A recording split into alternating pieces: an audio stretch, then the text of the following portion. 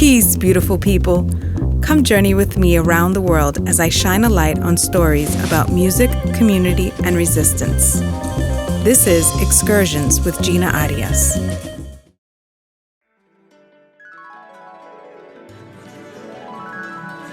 From long, long ago, I have had an affliction. The affliction is called wanderlust, which the Cambridge English Dictionary defines as the wish to travel far away and to many places. If you know me, you know that since I was a baby, I've traveled frequently to the Dominican Republic, and that my time there has profoundly shaped who I am. But my first trip away from the protective bosom of my family was in 1992, when I jumped at the chance to do a semester abroad program in Belgium. There I lived with a lovely Belgian family in a quiet neighborhood on the edges of Brussels. It was a wonderful experience.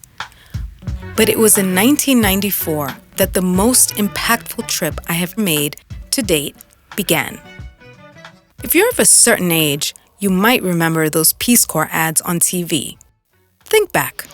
A handshake, a commitment to help each other. It's been the language of the Peace Corps for 20 years, and it says good things happen when we work together.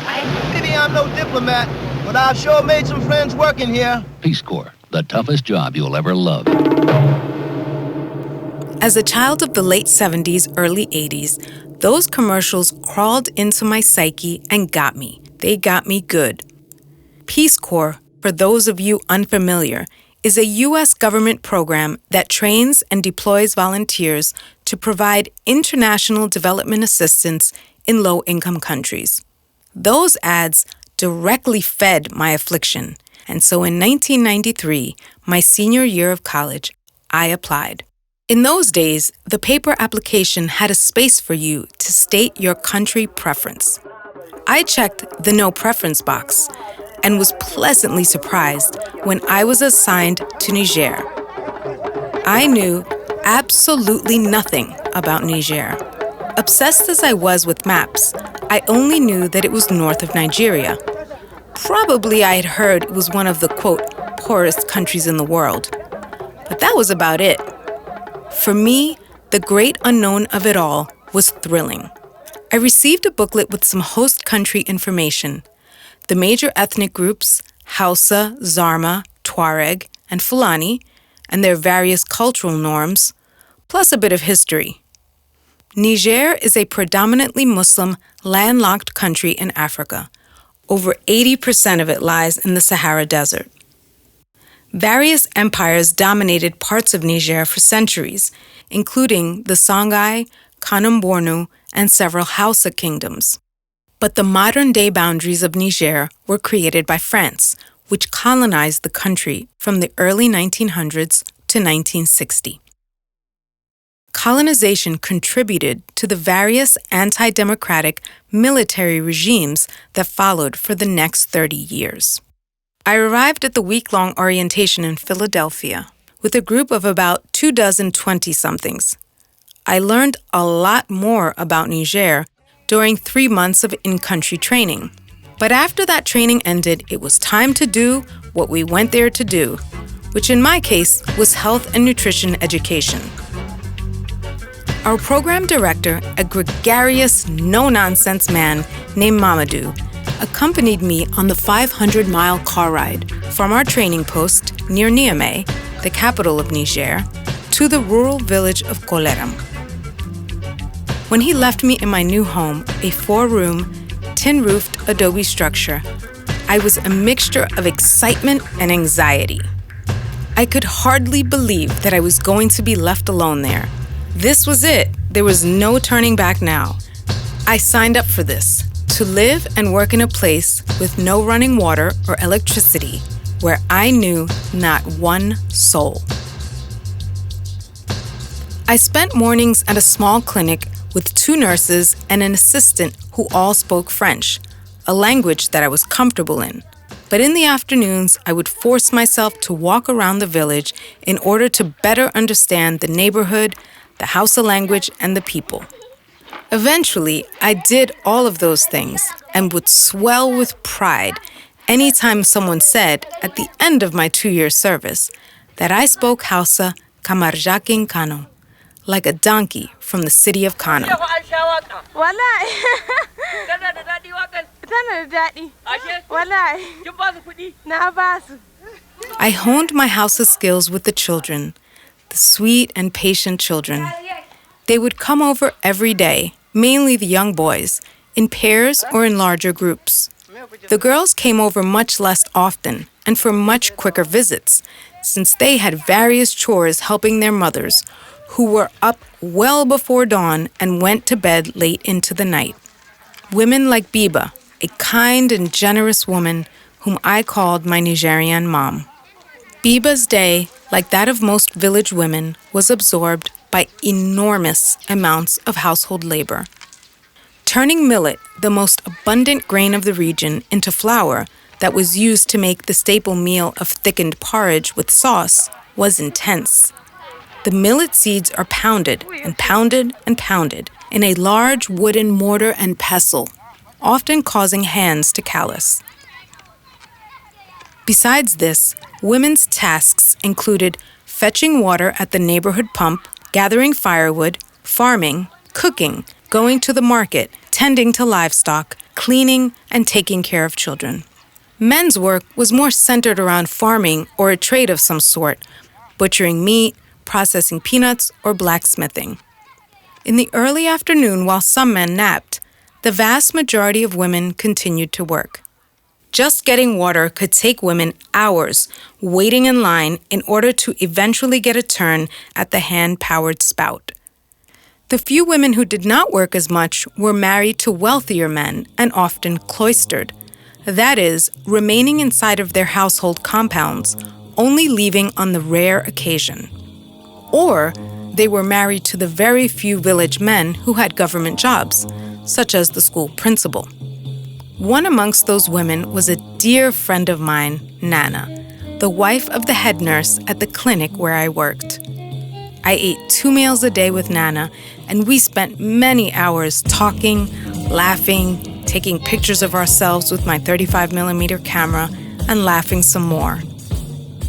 She detested village life. Nana was from Tawa, a northern city, and village life was entirely too pedestrian for her. She was bright as well as shrewd, but getting married meant not continuing her studies and being confined to life within the home. Besides my work in the clinic and with traditional midwives who attended all of the births in Koleram, I also traveled to even more remote villages to support health promoters working on guinea worm disease eradication. It's a disease that stems from the lack of access to clean water. The guinea worm develops inside of the person who ingested the infected water and comes out of their body through a small lesion, usually on their leg. But you can't just pull the worm out. The emergence of the worm, which grows to about 2 to 3 feet long, is a slow and painful process, making it hard for people to live a fully functional life until the worm has completely exited the body. All of the work I did was immensely satisfying to me, especially the project I organized toward the end of my time in Niger, which was the installation of 2 new water pumps, including one at the village health clinic. Desertification, which diminishes access to water, was and continues to be a major issue in the country. I went back to the village in 2000, and I hope to return again once it's safe to do so. In 2011, Peace Corps suspended its program in Niger after almost 50 years of uninterrupted operation. Like many countries, Niger has been affected by the rise of religious fundamentalism, and at present, it's unsafe to go there. Violence between government forces and Islamic militants include rampant killings, making life even more difficult for the Nigerian people. It's hard for me to imagine that the place I felt and was extremely safe in has devolved in this way. I mean, it really was a peaceful place. In 1996, during my Peace Corps service, there was a coup that unseated Maman Usman, the first democratically elected president. Most villagers barely batted an eyelash. A couple of them told me they were praying for him. The coup resulted in the death of a soldier and a presidential guard, with no further casualties. The ousted president continues to live in Niger and participate in national politics to this day. I met so many beautiful people during my 2 years of service, folks that I became very close to and whom I miss dearly.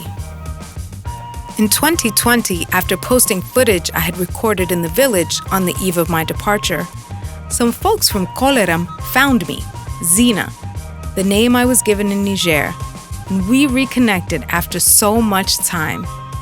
Gina, kuna lahiya ya gari ya al'amara ya Amurka.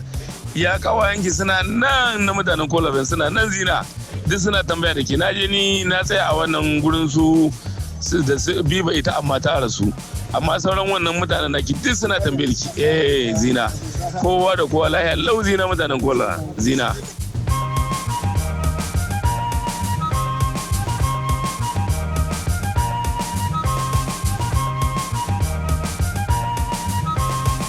I am forever grateful to them for welcoming me, teaching me, loving me, and allowing me to partner with them and love up on them. In Koleram, there were real tears all around the day I finally left. I don't encourage or discourage people from joining the Peace Corps, but I do tell them when they express interest that you will get way more from the people than you could ever give to them. And also I tell them to understand, like it or not, that you are representing and giving a good face to the United States government. I didn't really consider that until I was actually in my volunteer post. The time I spent in Niger is second only to my experience of becoming a mother. I will forever treasure it.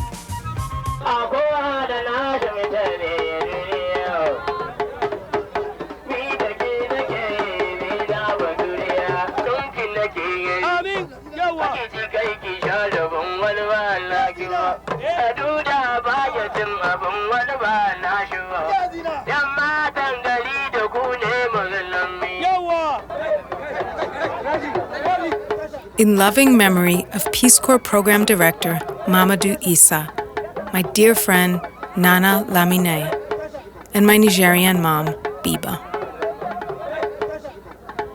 Our deepest gratitude to our editors, Dr. N. Ordover, Halima Jumarao, and Rhinoceros Funk. Many thanks to contributors Abubakar Nayaya, Mo the Great, and V. Bravo. Translations by Halima Jumarao, Kumba Chiam, and Papa Bagay. Audio engineering, sound design, and video editing by Fred Ones. Video footage shot in 1996 was provided by me, Gina Arias. This is a listener-sponsored program. We welcome you to join us in these efforts to tell our stories of music, community, and resistance by dropping some coins in the virtual hat via Zelle to onexcursions@gmail.com. Thank you in advance. This has been a Fred One Arts and Baby G production. Peace.